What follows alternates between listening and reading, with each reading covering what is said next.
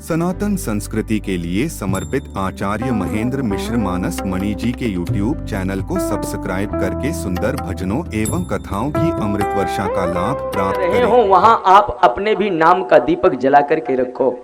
ये बात कोई जरूरत नहीं है, बड़े गहराई में समझना, क्योंकि दिया जलाने में बहुत सारी चीजें लगती हैं। दिया जलाने में आपको दीपक लाना पड़ेगा, घी लाना पड़ेगा, कॉटन लाना पड़ेगा, माचिस लाओगे तब दिया जलेगा।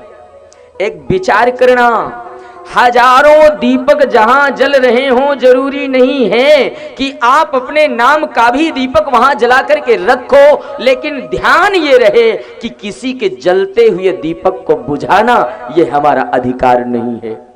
किसी का दीपक ना हमसे बुझने पाए, किसी का जलता हुआ दिया ना हमसे बुझने पाए, ये बार बार विचार करना।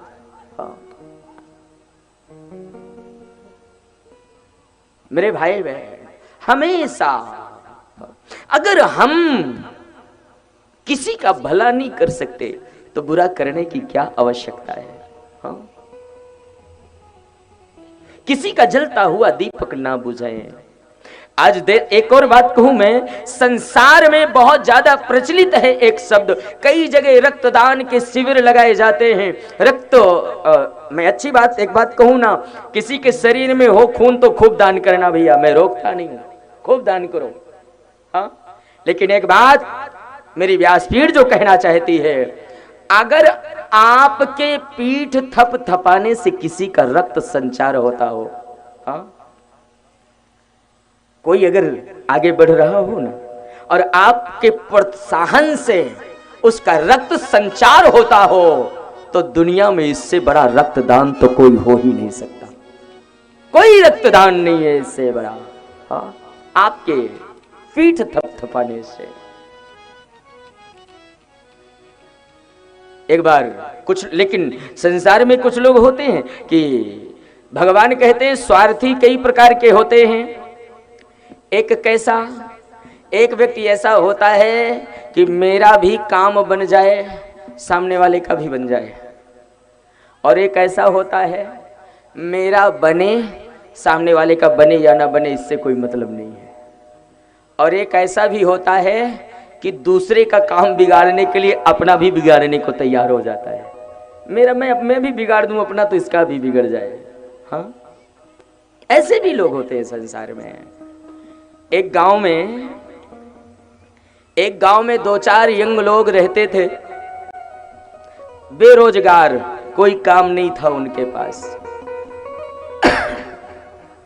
आपस में उन्होंने एक दिन विचार किया, बोले भैया समय तो ठीक कट रहा है लेकिन खर्च कैसे चले, कोई काम नहीं है।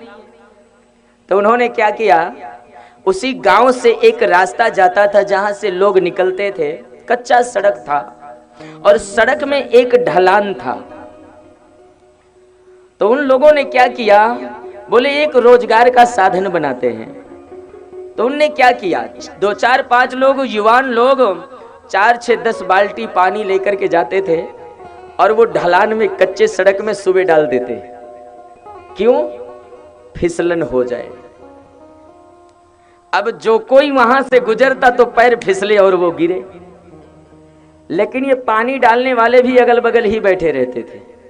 जैसे कोई गुजरता था ना और गिरे तो यही लोग दौड़ के जाते थे और पकड़ते थे, उठाते थे, साइड में खड़ा करते थे। अब जिसे उठाते थे वो कहता था आप लोग बड़े अच्छे व्यक्ति हो, गिरने वाले को उठाते हो। ये उनका रोजगार बन गया। अब परदेसी कोई गुजरे तो जैसे ये काम करे तो वो कुछ ना कुछ उन्हें दे करके जाता था, और जैसे दे करके जावे तो ये कहने लगे बड़ी आनंद से रोजगार मिल गया, अच्छा काम चल रहा है। हाँ, एक दिन एक व्यक्ति वहां से गुजरा और जैसे ही वो व्यक्ति गिरा, ये दौड़ करके उठाने के लिए गए। उसने कहा बहुत अच्छे व्यक्ति हो, आप उठाए हमें, आपने बचाया। और जब वो कुछ देने लगा तो जाते जाते वो पूछता है भैया एक बात पूछूं? बोले क्या? बोले तुम लोग काम क्या करते हो? बोले महाराज बस धक्का मारने का काम करते हैं। हाँ, लोगों को गिराने का काम करते हैं। किसी के मार्ग में सहारा न बन सको तो कभी किसी को गिराने की कोशिश मत करो।